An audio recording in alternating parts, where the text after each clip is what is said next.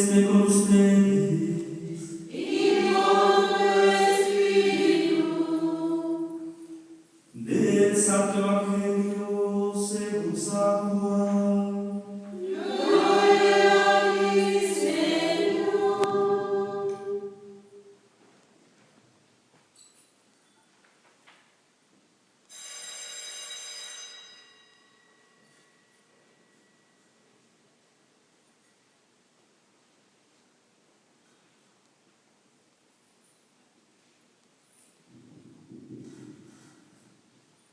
En aquel tiempo dijo Jesús a sus discípulos: permaneced en mí y yo en vosotros. Como el sarmiento no puede dar fruto por sí si no permanece en la vid, así tampoco vosotros si no permanecéis en mí. Yo soy la vid, vosotros los sarmientos. El que permanece en mí y yo en él, ese da fruto abundante, porque sin mí no podéis hacer nada. Al que no permanece en mí, lo tiran fuera, como el sarmiento, y se seca. Luego lo recogen y lo echan al fuego y arde. Si permanecéis en mí y mis palabras permanecen en vosotros, pediréis lo que deseéis y se realizará. Con esto recibe gloria mi Padre, con que deis fruto abundante. Así seréis discípulos míos. Como el Padre me ha amado, así os he amado yo. Permaneced en mi amor. Si guardáis mis mandamientos y permanecéis en mi amor, lo mismo que yo he guardado los mandamientos de mi Padre y permanezco en su amor. Palabra del Señor. Gloria a ti, Señor Jesús.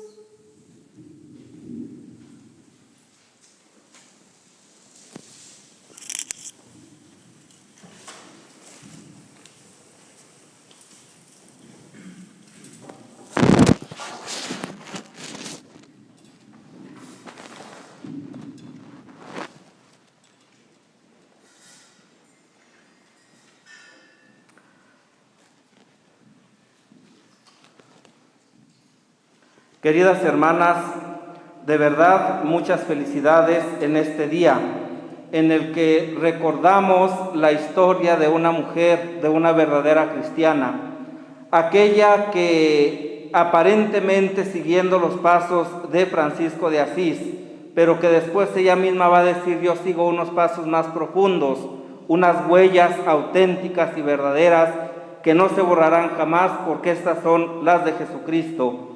Hoy nos alegramos por esta fiesta y le damos gracias a Dios por el testimonio de esta cristiana, de esta mujer que fue capaz, por su tenaz empeño, por su compromiso, por su fidelidad y por su vida evangélica, de ir forjando en la historia de la Iglesia las flores más variadas y bellas en el jardín del reino de Dios. Nosotros veneramos a Clara como santa, más aún, ustedes la veneran como hermana, y la mirada a los santos es algo que está escrito en el ser cristiano. Ninguna persona puede decir que es santa si no hunde sus raíces en el Evangelio, si no hunde sus raíces en el Espíritu de Dios, si no se deja abrazar por el Dios de Jesucristo. Se decía en un catecismo de la primitiva iglesia: cada día buscarás el rostro de los santos y hallarás consuelo en sus palabras. Así hemos aprendido a hacer de nosotros cuando realizamos la memoria de nuestros santos. Descubrir en ellos el amor y la misericordia de Dios. Por eso se convierten para nosotros en un verdadero ejemplo. Un ejemplo que nos acerca más a Jesucristo. Un ejemplo que nos hace ver y entender que verdaderamente en una vida humilde, sencilla, muchas de las veces y según el carisma y la espiritualidad de Clara, en una vida anónima, escondida con Cristo en Dios, se puede alcanzar los más altos grados de santidad. Esto solamente se puede lograr estando unidos simbióticamente a la vid. Nadie puede dar ningún fruto de santidad auténtico verdadero, duradero para la iglesia, para el bien de la humanidad y para mayor gloria de Dios, separados de la vid. Todo sarmiento que verdaderamente está unido simbióticamente bebe de esa vitalidad para que luego este fruto pueda ser auténtico y verdadero. De aquí se desprende esta máxima: sean santos porque yo, el Señor su Dios, soy santo, que en el fondo está que nos descubrimos amados por Dios, porque Él nos ha amado primero. Santa Clara nos trae las palabras olvidadas del Evangelio del Señor, o nos las subraya para que nuestra generación posmoderna, para que nosotros no las olvidemos. Cuánta necesidad tenemos de contemplar a los santos para despertar en nosotros el anhelo de santidad. No es que nos resulte insuficiente Jesucristo, no, o se haya vuelto sin sentido o sin sabor su evangelio y sus enseñanzas, sino todo lo contrario. El reflejo de su rostro bendito y el eco de sus palabras santas es lo que buscamos, lo que encontramos en nuestros amigos los santos. Son ellos los que nos acercan al Dios de Jesucristo y los que nos recuerdan una y otra vez que la vida de santidad es posible.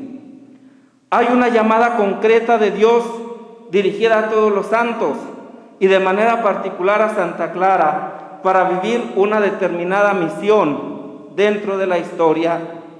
Santa Clara, como todos los santos, no actuó por iniciativa propia o por capricho, sino que está respondiendo a un llamado. Clara tenía tiempo escuchando las predicaciones de su coterráneo, de Francisco. Sabía y le cautivaba aquel estilo de vida que aquel joven pretendía vivir, pero al mismo tiempo su estilo de vida, su tradición y desde luego, ¿verdad?, su nivel social no le permitía ciertamente acceder a todo aquello. Pero Clara no se conforma con soñar. Clara no se conforma con ver que otros están camino del Evangelio. Clara no se conforma con ver que otros están entregando radicalmente su vida. Ella la quiere entregar y solamente espera una señal. Y ella va a estar presta, atenta a las mociones del Espíritu para que, llegado el momento, pueda responder y corresponder a este llamado impetuoso que ya Dios le está haciendo. Se trata de dar una respuesta determinada, es decir, además de la vocación que ha recibido, ha de responder a una realidad histórica, ¿verdad? De esta manera nos acercamos a Clara, viendo en ella, en su vida, en sus escritos, la continuación de aquel Pentecostés con el que el Espíritu comenzó a hacer accesible a otras generaciones y a otros lugares la misma buena nueva que obrara al comienzo de la iglesia. Claro, con el paso del tiempo, con el paso de los años, con el paso de los siglos, la iglesia había quedado muy lejos de aquel Pentecostés, de aquellas inspiraciones y de aquellas exigencias de forma de vida. Y hoy era necesario, en tiempos de Clara y de Francisco, como refrescar nuevamente dicha experiencia. Todos los oímos contar en nuestras lenguas las maravillas de Dios. Nos dice el libro de los Hechos de los Apóstoles. Con Clara, Dios ha seguido narrando y escribiendo la historia de salvación. Por lo tanto, en esta primera aproximación descubrimos que la misericordia de Dios se ha desbordado en esta cristiana, una mujer que verdaderamente se convirtió en hija de la iglesia porque la señal la esperaba de Dios y Dios se la dio a través de la iglesia.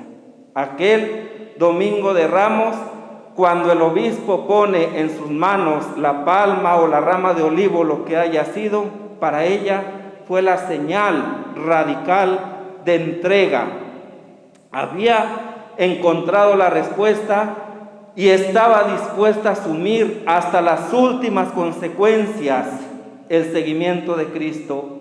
La cristiana que ha sido capaz de ser fiel a Dios hasta sus últimas consecuencias. En Clara descubrimos la fidelidad de Dios para con la humanidad.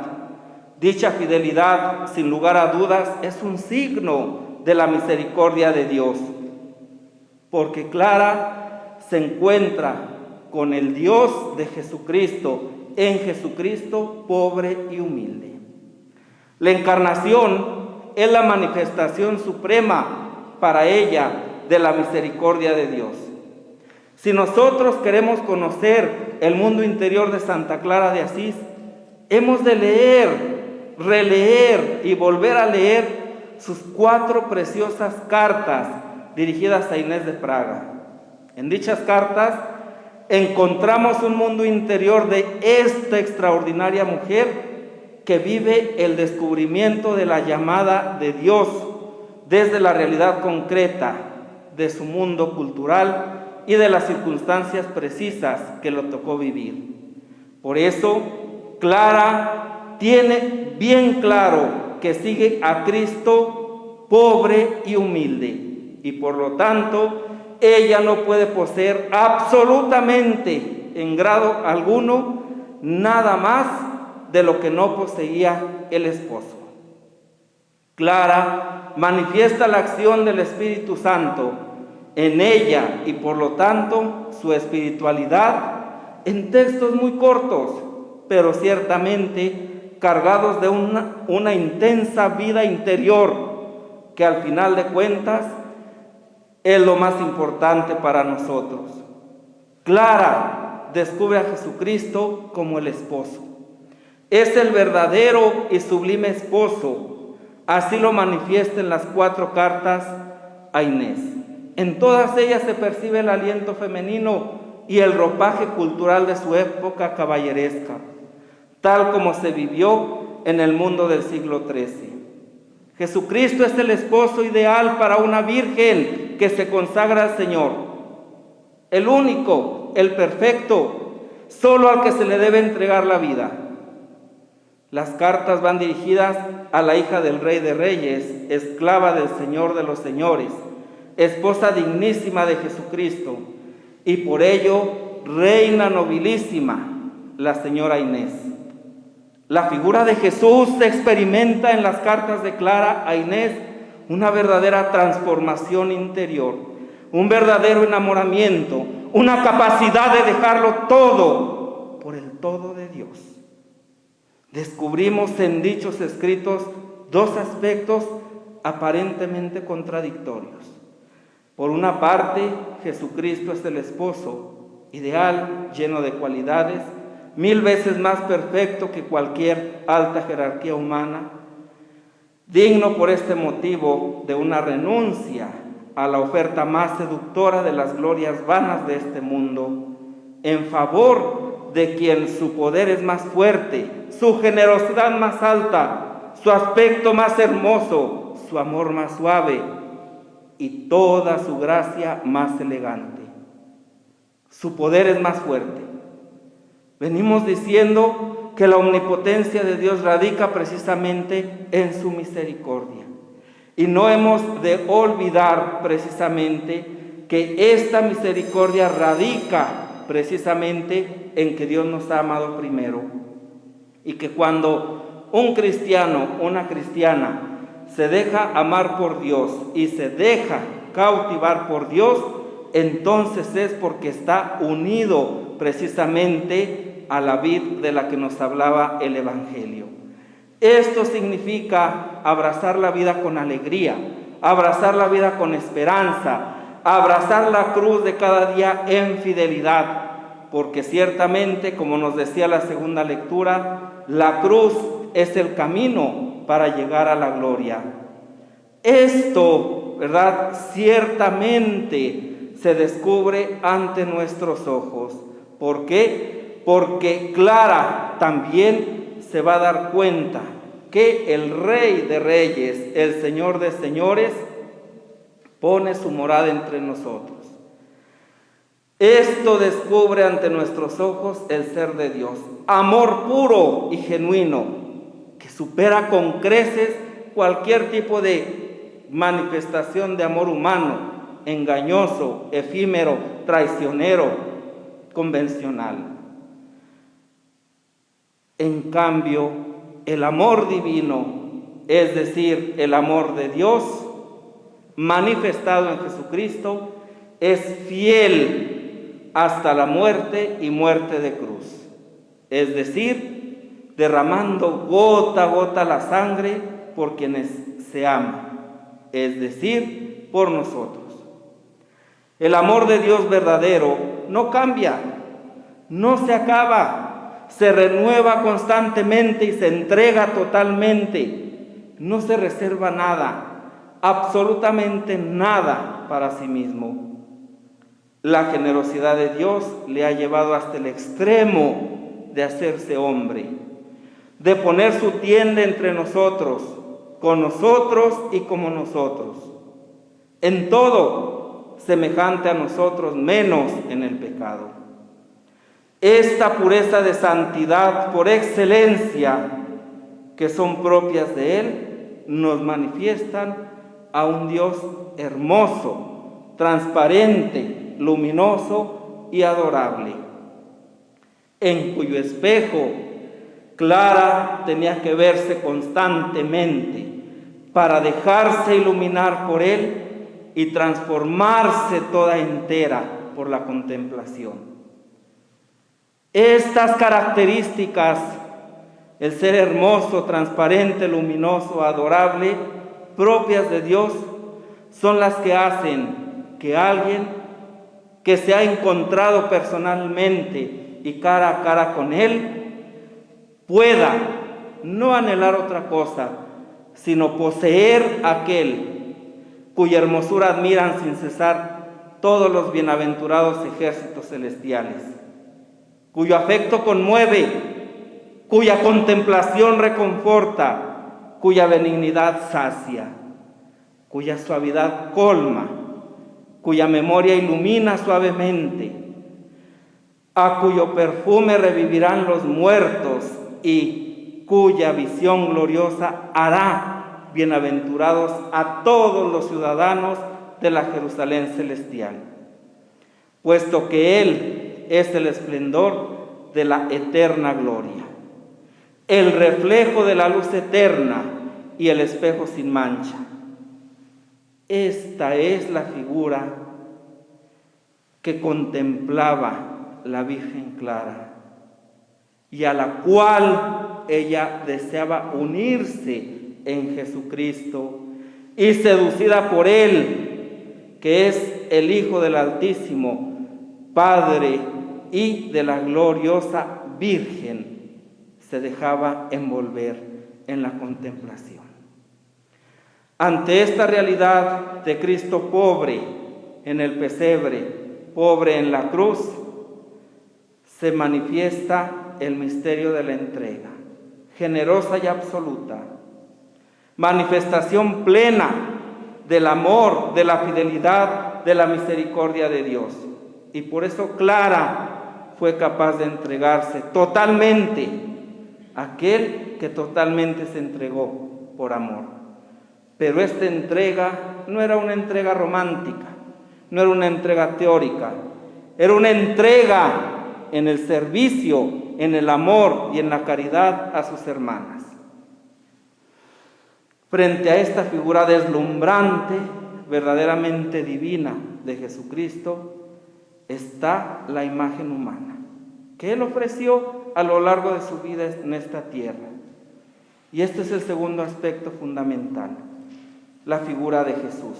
Y son precisamente sus rasgos humanos los que demuestran la calidad de su amor por la humanidad y la hondura de su entrega por Él. También en este aspecto, Clara es digna discípula de Francisco, pero sobre todo de Jesucristo. Capta las facetas de su entrega, también descritas en la segunda carta a los fieles, en ese párrafo que comienza, esa palabra del Padre tan digna, tan santa y tan gloriosa. En el horizonte de esta contemplación clariana, de la figura de Jesús está el misterio de la cruz, lugar emblemático en el que el Señor se ofrece como esposo. Por tanto, hermana carísima, o más bien, señora sumamente venerable, porque eres esposa y madre y hermana de mi Señor Jesucristo, tan esplendorosamente distinguida por el estandarte de la virginidad inviolable y de la santísima pobreza, confortaos en el santo servicio, comenzando con el deseo ardiente del pobre crucificado, el cual soportó la pasión de la cruz por todos nosotros, librándonos del poder del príncipe de las tinieblas, poder al que estábamos encadenados por la transgresión del primer hombre y reconciliados con Dios Padre. Pidamos, pues, hoy que recordamos a esta gran mujer, que nos conceda la gracia de ser fieles y de dejarnos enamorar por aquel que ha dado su vida por nosotros.